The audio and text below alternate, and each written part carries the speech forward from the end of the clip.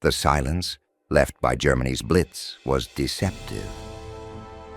Across Europe, the guns had gone quiet, but the echoes of conquest still rang through every capital. France watched its eastern borders in dread. The Low Countries lay under occupation, and Britain fortified its coasts, waiting for a storm that had already passed them by. In that uneasy calm, one nation saw its chance.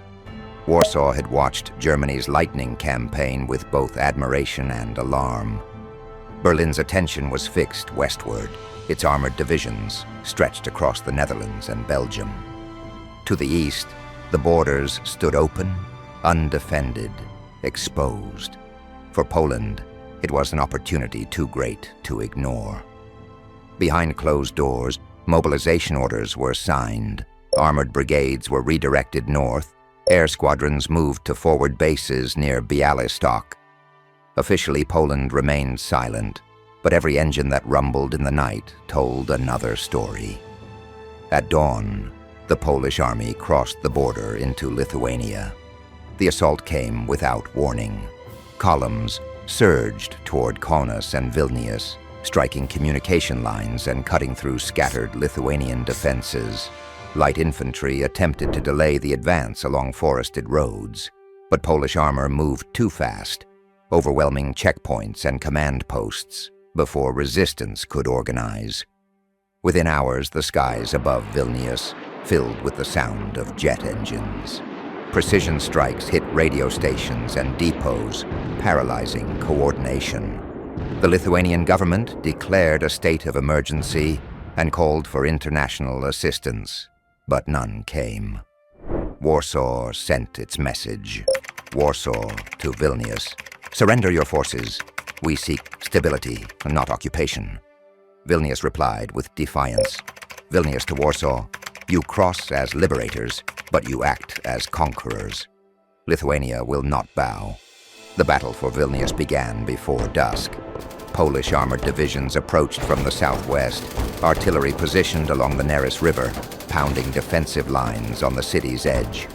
Lithuanian troops, though outnumbered, fought fiercely, using narrow streets and bridges to stall the advance. Sniper fire echoed through residential blocks. Every intersection became a fortress. But Poland had planned for speed, not siege. Engineers cleared obstacles under fire. Tanks pressed through burning neighborhoods, and paratroopers landed near the airport, securing the last supply routes. By nightfall, Polish flags flew over the main government district. Vilnius had fallen. Lithuania refused to surrender. The government relocated north to Šiauliai, declaring the war far from over. What followed was not organized resistance, but defiance, a new kind of war. Polish convoys soon faced sudden ambushes on forest roads. A resupply column was struck at dawn.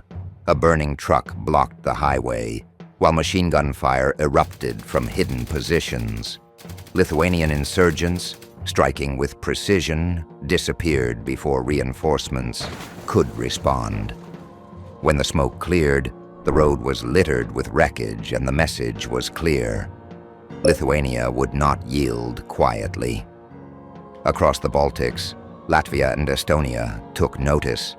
Lithuanian officials in exile reached out to their neighbors, seeking coordinated defense.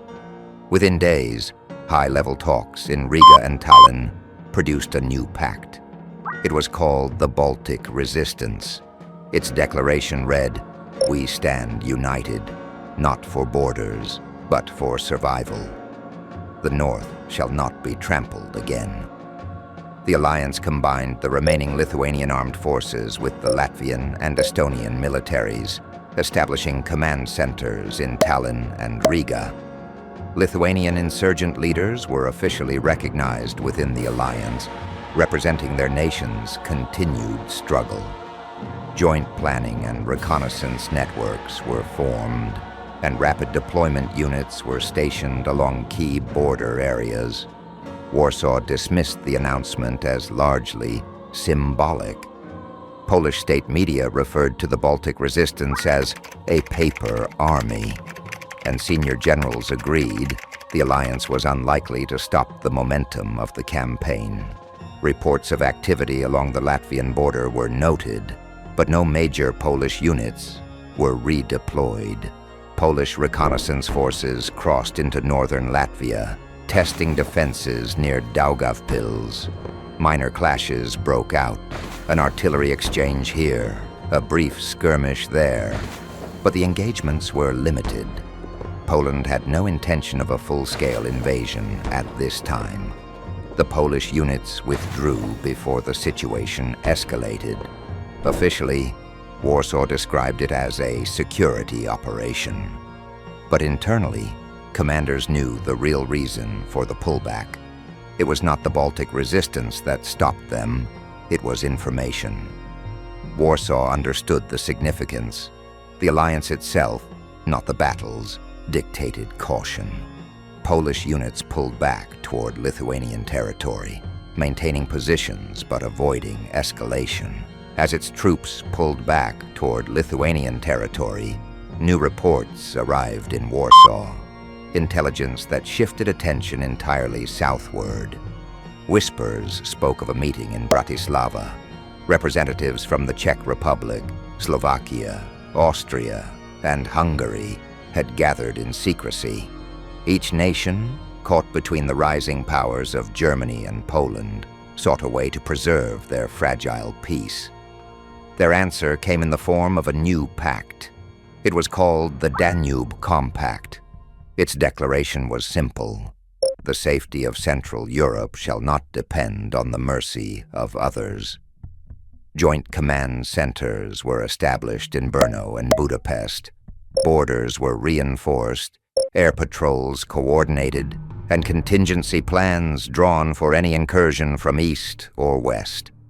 The message to both Berlin and Warsaw was unmistakable. Central Europe would not be the next battlefield. In Warsaw, the news was met with concern. Advisors debated whether to view the compact as a threat or a shield.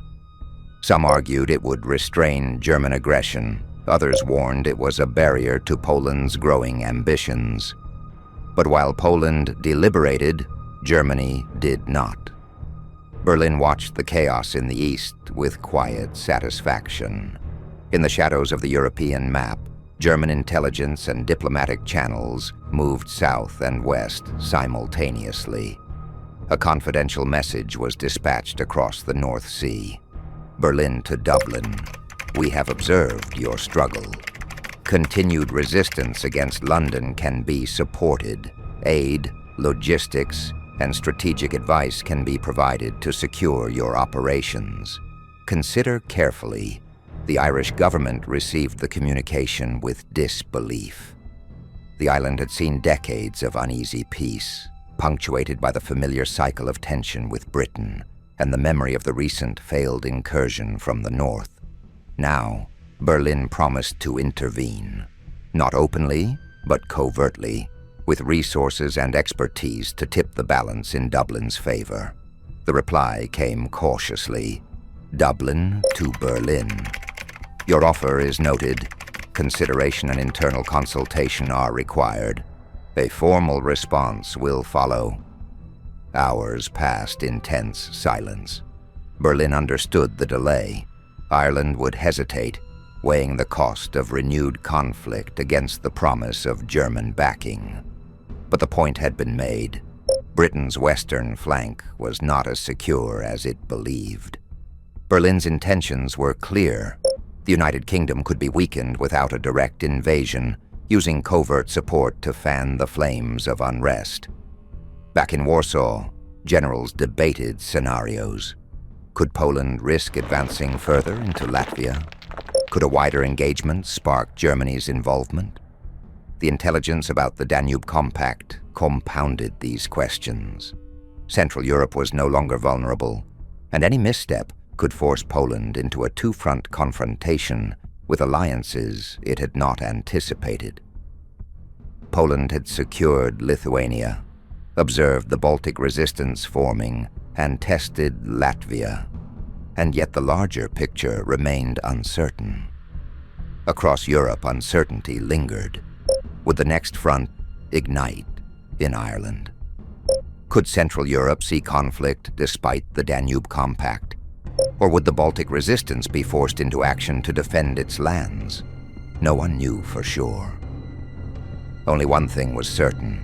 Europe's fire was far from extinguished, and the continent would not find peace while its nations tested their strength, one against the other.